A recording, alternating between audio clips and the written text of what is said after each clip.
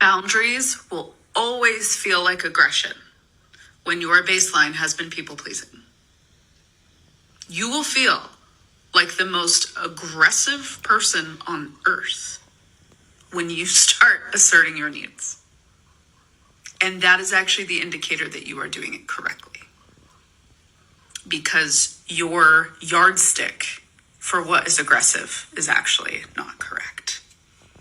And you are, in fact, just expressing your... If you're neurodivergent, there's a good chance that you struggle to implement boundaries and you have a hard time speaking up for yourself and stating your needs. A good reason why is probably because you're a people pleaser. And the first people that you try to please were your parents.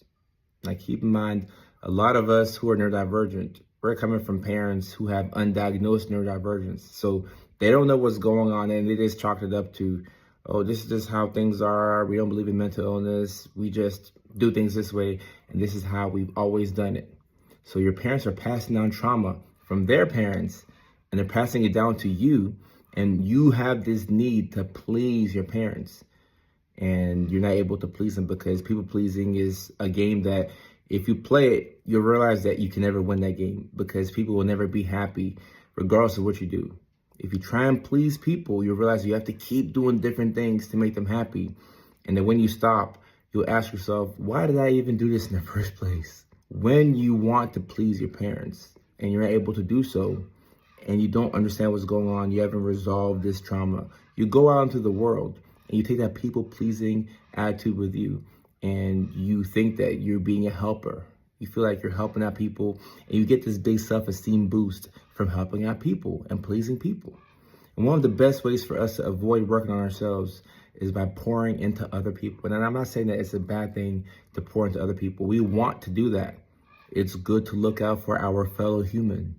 But when we use people-pleasing and helping others and being this amazing, altruistic person as an excuse to not work on ourselves and not address the fact that we don't know how to speak up for ourselves, it becomes detrimental. So getting to the root of all this trauma is going to be the solution. It's important and it's imperative to understand that you tried to please your parents unsuccessfully. They wanted you to become a doctor, you became it. They wanted you to become an engineer, you did it. They wanted you to pursue a certain thing, you did it.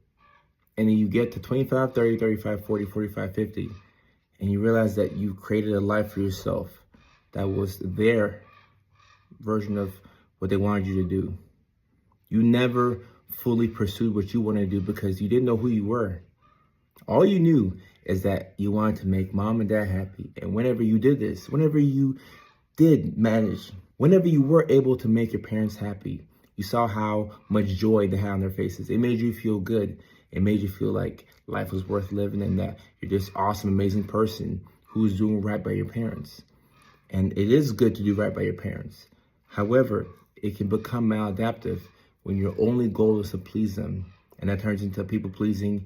And when you take this spirit out into the world, this is one of the biggest reasons why undiagnosed neurodivergent people, and even when you're diagnosed, are susceptible to narcissism. Because if you go out into the world, this world's a cruel and evil place. It's a good place sometimes, but this world can be a cruel and an evil place.